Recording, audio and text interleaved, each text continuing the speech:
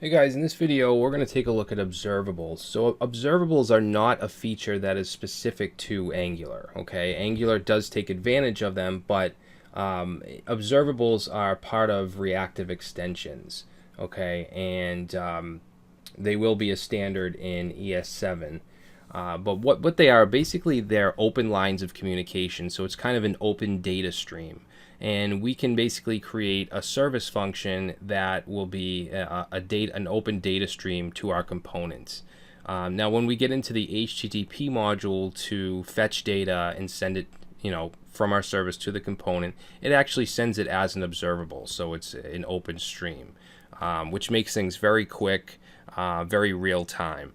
So what I have here is I still have our data service. I cleared everything out except for the class and the constructor. I also have it imported into our sandbox component and then injected as a dependency. So what we're going to do in this service is we're going to create an observable and then send some data to our component in a stream. So we need to first import observable. Okay, and then as I said, it's part of reactive extensions or RxJS, so we're going to bring that in from RxJS/observable. All right, and then what we'll do here is we're going to set a property called data, and the type we're going to set to is observable.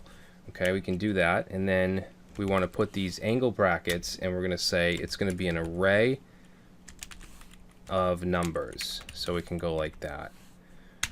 All right, and then right below the constructor we're going to create a function called getData. Okay, and what I want to do is I want to release a number or some type of data every second. Okay, so we're going to use set timeout to do that. Now what we'll do is we'll say this dot data, and we can set it to new observable to create a new observable. Okay, and this is asynchronous, and then we're going to use an arrow function in here. We're going to say observer and set that to a set of curly braces. All right, now these arrow functions, this is part of ES6 as well as TypeScript. It's basically a different way of doing, for instance, a callback function. Oops, like that.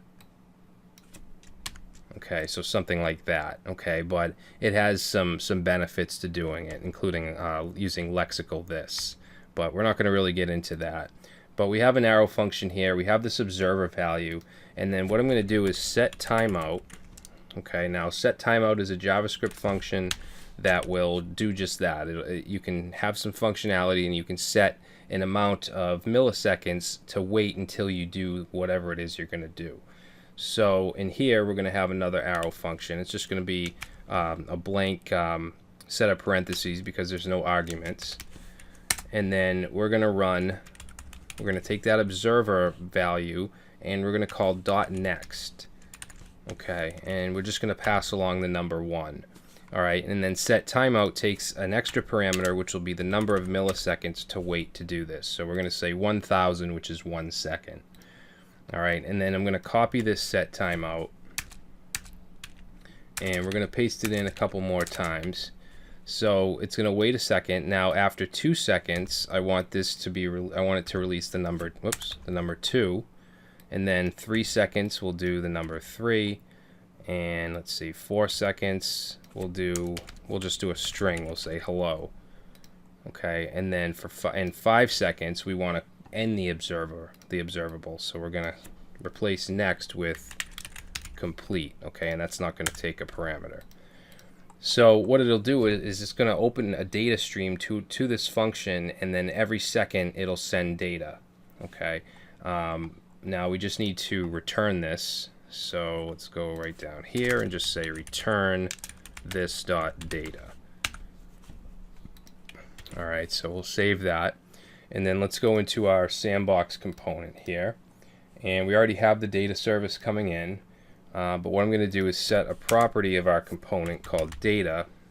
And I'm just going to set that to, let's just set it to any and an array. Okay, and we'll just set it to an empty array for now. And then in our constructor, what we'll do is we'll say this dot data service, and then we want to call get data. Now, since this is an observable, we need to subscribe to it. Okay, so we need to do dot subscribe, and then that's going to return whatever comes back from data. We're going to use an arrow function, and then let's just do a console.log of the data that we're getting back from the stream, from the observable. So let's save and then watch down here. So we get 1, 2, 3, and then hello. Okay, because it's sending off every second. It's doing 1, 2, 3, hello. So it's an open stream. It's not just one, a one-shot deal where it returns something and that's it. It keeps an open stream, which is just phenomenal for real-time applications. All right, now we don't have to just console log this. We can actually put this in our UI somehow. So if we want to say this.data, and we're going to do .push, and then each time that comes through, we're just going to push on the data. And then let's go up here and we'll create a UL. Just going to give it a class of list group. Okay, and then we'll just put an LI.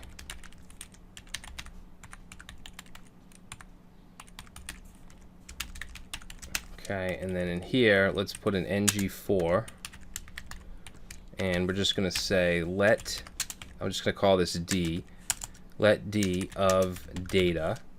And then here, we're going to put D. So now, if we reload, you'll see 1, 2, 3, hello.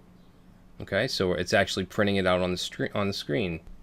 Now, this specific example isn't very useful, but you could just imagine the type of things that you could do with this. All right, so observables, although aren't, strictly for Angular, Angular takes a pretty good advantage of being able to use observables pretty easily. All right, so in the next video, we're going to start to look at the HTTP module, which does also, it allows us to make AJAX calls and then return data as an observable.